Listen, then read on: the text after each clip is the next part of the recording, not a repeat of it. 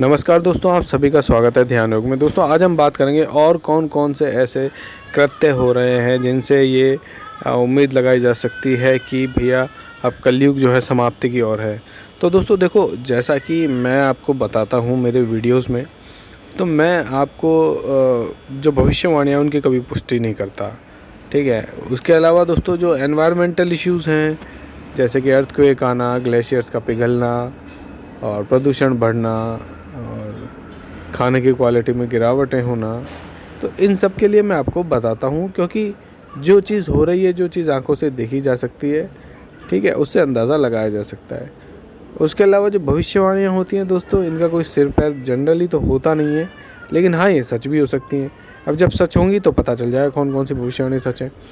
अब दोस्तों एक भविष्यवाणी संत अच्युतानंद जी की, जिस पे मैंने वीडियो भी बनाया हुआ है, भविष्य मालिका की, वो बड़ी फेमस हो रही है और आजकल छाई हुई है। भविष्य मालिका के अंदर लिखा है कि 2025 एंड है और 2026 एंड है।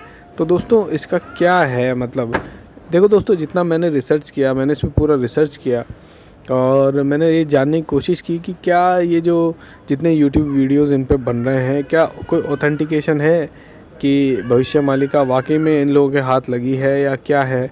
तो दोस्तों मैं आपको बता देता हूँ कि जो भविष्य मालिका का वर्णन है वो लिखी तो गई है, डेफिनेटली वो लिखी जा चुकी है और उसकी जो प्रतियां हैं वो भी हैं। लेकिन देखो, भविष्य मालिका एक किताब नहीं थी कि संत अच्युतानंद जी ने या उनके साथ और भी 4 ऋषि थे, उन्होंने, ये 5 लोग थे, उन्होंने जो है मतलब एक बुक के अंदर लिख दी, क्योंकि दैट टाइम बुक्स वगैरह का प्रचलन नहीं था और लोग बाग पोथियों पे लिखते थे, मतलब ठीक है। उससे पहले ताड़ के वृक्षों पे भी ये चीज़ें लिखी जाती थी। तो दोस्तों उन्होंने लिख के, ठीक है, उनको अलग अलग पोथियों पे, अलग अलग छंदों में, कविताओं में, पहेलियों में, इस तरीके से उन्होंने अलग अलग चीज़ों के बारे में लिखी। ऐसी बहुत सारी जो है पोथियाँ या प्रतियाँ कहें तो वो मंदिर में हैं और शायद कई नई भी हैं, नहीं हैं, क्योंकि बहुत पुरानी है तो इतना संभाल के नहीं रखा गया। अब उसका रीज़न क्या रहा उतना मुझे नहीं पता, लेकिन उतनी ज़्यादा मंदिर में नहीं है, ठीक है। तो अब जो लोग ये दावा कर रहे हैं या बुक निकाल रहे हैं या कह रहे हैं कि भाई भविष्य मालिका में ऐसा लिखा है वैसा लिखा है, तो देखो मैं आपको बता दूं, उसकी ओरिजिनल जो प्रतियां हैं वो यहाँ किसी के पास भी नहीं है। जो वीडियो बना रहा है वो क्या कर रहे हैं, एक दूसरा वीडियो देख रहे हैं, उसके हिसाब से फिर वो उस चीज़ का वर्णन कर रहे हैं।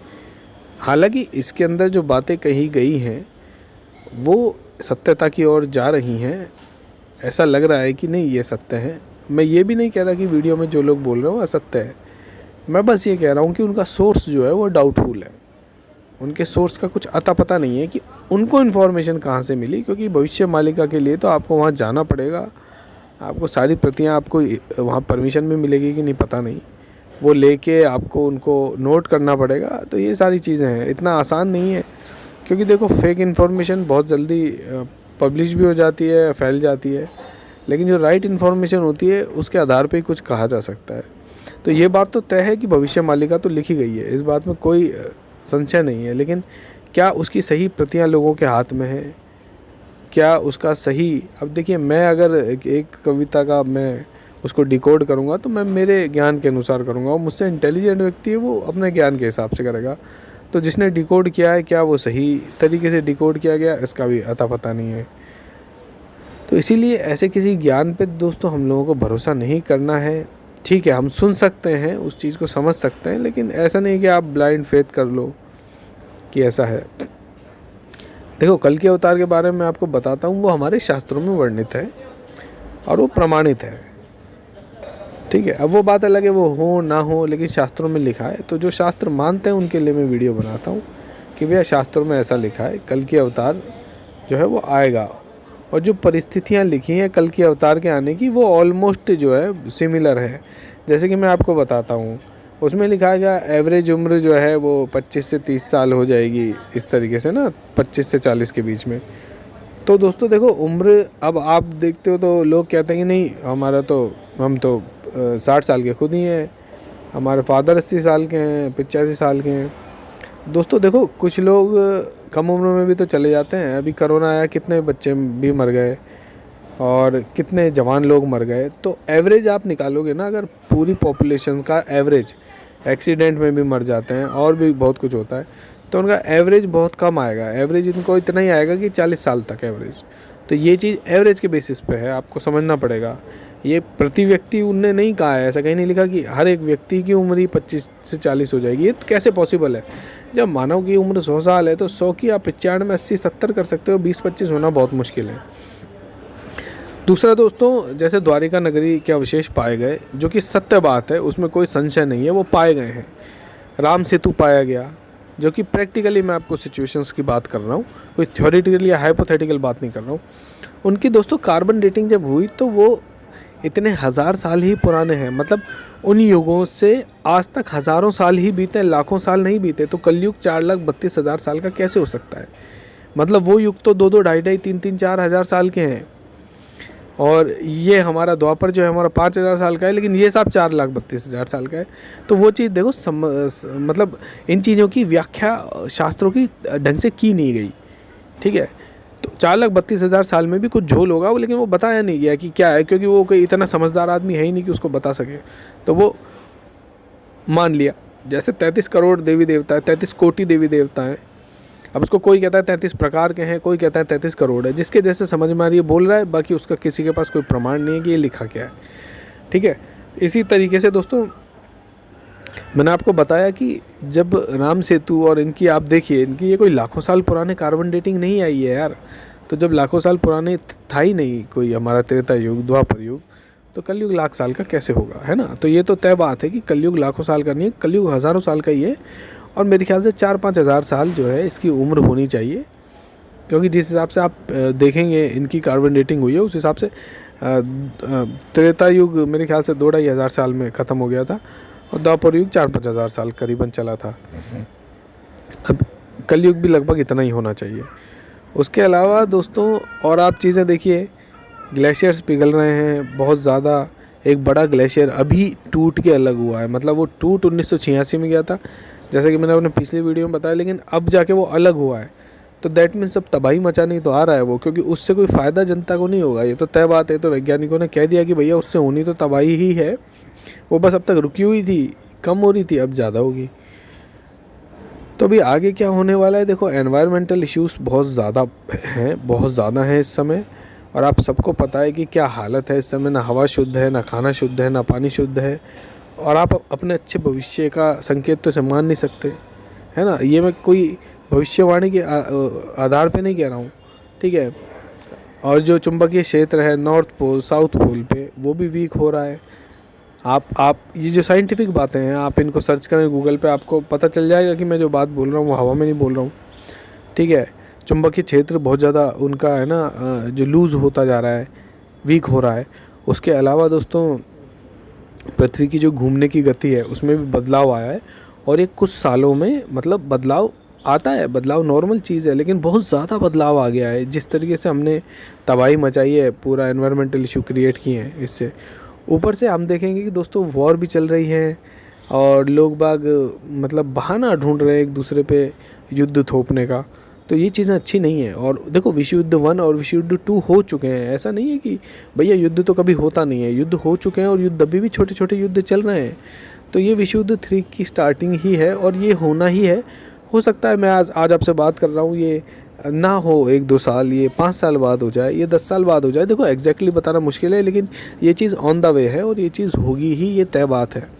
महामारियों का संकट आप लोगों ने देखा ही, महामारी किस तरीके से आ रही हैं, और जब से कोरोना आया उसके बाद से नई नई महामारियों के नाम सामने आ रहे हैं। हालांकि टचवुड अभी बचा हुआ है वर्ल्ड, और कोई ऐसी बीमारी सामने नहीं आई है कोरोना की तरह, लेकिन दोस्तों कभी भी आ सकती है।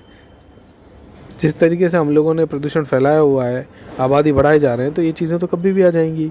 और देखो नेचर अपने आप को एडजस्ट करती ही है दोस्तों, नेचर अपने आप को एडजस्ट करती है, इंसान करे ना करे। जब इंसान एक्सेस हो जाएगा, नेचर के लिए एक्सेस हो जाएगा, नेचर को पार करने लग जाएगा, तो नेचर उसको समेट भी देगी, क्योंकि हम सब लोग नेचर की पैदाइश हैं, ठीक है। हमसे नेचर नहीं है, नेचर से हम है, नेचर ने हमें पैदा किया है। तो इसीलिए मैं बता रहा हूँ कि भविष्यवाणियाँ ठीक है, भविष्यवाणियाँ हम सुन सकते हैं किसी की, उसको एनालाइज़ कर सकते हैं आज के समय में। जब मैंने अच्युतानंद जी की भविष्यवाणी को आज के समय में एनालाइज़ किया, तो मुझे तो सही लगी। हालांकि मैंने बताया इन्फॉर्मेशन का कोई सोर्स नहीं है, तो मैं आँख मूंद के भरोसा नहीं करता हूँ, जैसे कि उन्होंने कहा उड़ीसा में 33 ज़िले होंगे उस समय, तो देखो 31 ज़िले हैं और 2 ज़िले बनने की बात चल रही है, जो कि जल्दी आपके सामने आ जाएंगे, क्योंकि अभी राजस्थान में भी नए ज़िले बने हैं, आप सब लोगों को पता होगा। ठीक है, तो उड़ीसा में 33 ज़िले की बात की, आखिरी राजा की बात की, वो भी इस समय वही हैं। लेकिन वही है, इस इन्फॉर्मेशन का क्या सोर्स है मुझे नहीं पता, हो सकता है कोई मनगढ़ंत बातें कर रहा हो। ठीक है, और लेकिन इसके अलावा देखेंगे तो अब नास्तादेमस है, और भी कई यहाँ पे संत हैं, बाबा वेंगा है, इसके अलावा भी बहुत संत हैं, संत माव जी हैं, और आप देख सकते हैं मैंने प्रेडिक्शंस दे रखी है बहुत सारी मेरे चैनल पे। ठीक है, तो दोस्तों देखो इन प्रेडिक्शंस का कोई भी अता पता नहीं है, मैं आपको क्लियरली बता रहा हूँ। ये चीज़ें इंटरनेट से ली गई हैं, लेकिन यहाँ पर देखिए इनके सोर्सेज का कुछ पता नहीं है। सोर्सेज जो हैं वो हमारे वेदास के हैं, और वेदों के अकॉर्डिंग जो कलयुग है दोस्तों, उस समय देखो क्या होगा, आदमी आदमी को खाएगा, यानी कि कैनिबल हो जाएगा वो, यानी कि क्या बोलते हैं उसको, मानव भक्षी। तो दोस्तों आपको मैं एक चीज़ समझा देता हूँ कि इंडिया में यह केस आप बहुत कम देखते होंगे मानव भक्षण का, लेकिन हमने देखा था एक निठारी कांड हुआ था जिसमें एक नौकर था और एक उसका मित्र था, वो बच्चों को किडनैप करके उनको खा जाते थे उबाल के। तो मानव भक्षण के केसेस तो सामने आ ही चुके हैं। और मैं आपको एक नॉर्मल चीज़ बता रहा हूँ जो कि आपको किसी ने नहीं बताई हुई यूट्यूब पे, कि विदेशों के अंदर क्या होता है, पैक्ड मीट आता है। अब वो जो पैक्ड मीट होता है ना, चिकन मटन वटेवर, वो लोग ख़रीदते हैं। अब क्या होता है उसमें कई ब्रांडेड भी आता है, लोकल भी आता है, कई तरीके की उसमें कंपनियां उसको निकालती हैं। तो दोस्तों उसमें एक चीज़ पाई गई है कि मतलब साल भर के वहाँ पे कई हज़ारों या मेरे ख्याल से 1 लाख के अराउंड बच्चे जो हैं वो गायब हो जाते हैं। अमेरिका में भी, मतलब विदेशी कंट्रियों में भी जहाँ इतनी सिक्योरिटी है, वो गायब हो जाते हैं, फिर वो मिलते नहीं है दोस्तों। और जब उन्होंने जांचें की तो ये पता चला कि जो मीट वो खा रहे थे उसमें मानव का मीट मिला हुआ है, मिलावट की गई है मानव के मीट की, वो पकड़ में ना आए, क्योंकि वो मीट इनको सस्ता पड़ता है, क्योंकि इंसानी जान की तो आज कोई कीमत है नहीं, और उन्हें चिकन में मटन में इनमें मिला के बेचा जा रहा है, और कई जगह तो मानव मीट ही पैक्ड करके दिया जा रहा है, जिसमें कि आपको बताया जा रहा है कि आप लोग मटन खा रहे हो या और कुछ खा रहे हो। तो दोस्तों क्या होगा अब दुनिया का, क्योंकि दुनिया तो ये खा रही है, उन्हें पता ही नहीं है कि वो इस तरीके की मिलावटी चीज़ें खा रहे हैं। और ये मैंने पूरा आर्टिकल पढ़ा था, आपको भी इंटरनेट में मिल जाएगा बहुत ईजीली, और उसमें कंसर्न भी जताया कि छोटे बच्चे गायब हो रहे हैं। तो दोस्तों ये जो चीज़ें पुराणों में बताई गई हैं, ये तो साबित हो ही रही है, साथ संभोग करेगा तो हो रहा है। ये तो गे कल्चर बढ़ रहा है, और भी कई तरीके के कल्चर बढ़ रहे हैं। उसके अलावा महिला के साथ करेगी संभोग, ठीक है, चारित्रिक पतन हो जाएगा, आदमी अपने पारिवारिक लोगों को ही गलत दृष्टि से देखेगा। तो आजकल जितने भी पॉर्न वीडियोस वगैरह होते हैं, इनमें यही सब तो दिखाया जाता है। घर परिवार के लोगों के साथ भी आप कर सकते हो। तो और कितना गिरेगा आदमी। टेक्नोलॉजी का विकास बताया गया है कि हम लोग टेक्नोलॉजी पे डिपेंड हो जाएंगे। आज देखिए हम डिपेंडेड हैं, कंप्यूटर के बिना काम थोड़ी हो सकता है कुछ। आज कंप्यूटर या इंटरनेट शट डाउन हो जाए तो ट्रेनें चलना बंद हो जाएंगी, हवाई जहाज़ बंद हो जाएंगे, है ना, रडार सिस्टम वगैरह बैठा दिया जाए तो दोस्तों आदमी की लाइफ ही रुक जाएगी। आज टेक्नोलॉजी तो ये सब चीज़ें हो चुकी हैं, अब इनमें कुछ बचा नहीं है होने के लिए। लोग अभी एक दो से मेरी बात हुई, वो कहते हैं नहीं अभी तो बहुत बचा हुआ है, ये है वो है। तो मैंने कहा बचा इसलिए आप अपने आसपास का एनवायरनमेंट देख रहे हो, बस आप दुनिया में देखिए, आपको पता चलेगा कि ये चीज़ें हो रही हैं। तो बहुत ही बुरा समय चल रहा है दोस्तों। छोटे छोटे बच्चों के साथ रेप किए जा रहे हैं, कोई देख नहीं रहा कि मतलब इवन 6-6 महीने के, मतलब लिमिट, मतलब क्या मानसिकता हो गई इंसान की, तो समझ के परे है दोस्तों। तो जो भक्ति भाव में बचे रहेगा भाई वही बचेगा। बाकी देखिए जाना तो सबको ही है एक दिन, है ना, लेकिन ठीक है, प्रभु के अगर आपको दर्शन हो जाएं जाने से पहले तो इससे अच्छी बात क्या हो सकती है। तो प्रभु भक्ति में लीन रहिए, और आगे भी इसी तरह का एनालिसिस आपको देते रहेंगे दोस्तों, ठीक है। तो भविष्य मालिका पे बहुत ज़्यादा अभी मैं उतना ध्यान नहीं दे रहा हूँ। मेरे पास कमेंट आए थे भविष्य मालिका के बारे में, आप बताइए, ये बताइए। मैंने एक वीडियो बनाया था, जितनी मुझे इन्फॉर्मेशन मिली थी उस हिसाब से आपको मिल जाएगा। उसमें मैंने बताया है कि क्या क्या उनने बोला है, लेकिन दोस्तों बहुत ज़्यादा उसका सोर्स का पता नहीं है। देखो सोर्स के लिए आपको वहाँ जाना पड़ेगा और उनको पढ़ना पड़ेगा, डिकोड करना पड़ेगा, और वो कोई विश्वसनीय व्यक्ति करेगा तभी उसकी बातों पे यकीन हो सकता है, क्योंकि झूठ बोलने वाला आज की तारीख में बहुत है। लेकिन दोस्तों 2, 3, 4, 5 सालों में आपको चीज़ें जो है थोड़ी सी ख़राब दिखने वाली है। ऐसा ज्योतिष भी कहती है ना। ज्योतिष को हम ठुकरा नहीं सकते, ज्योतिष बिल्कुल सही होती है, ऐसा ज्योतिष भी कहती है, ऐसा हालात भी कह रहे हैं और ऐसा शास्त्र भी कह रहे हैं दोस्तों। तो राधे राधे, अपना ख्याल रखिएगा।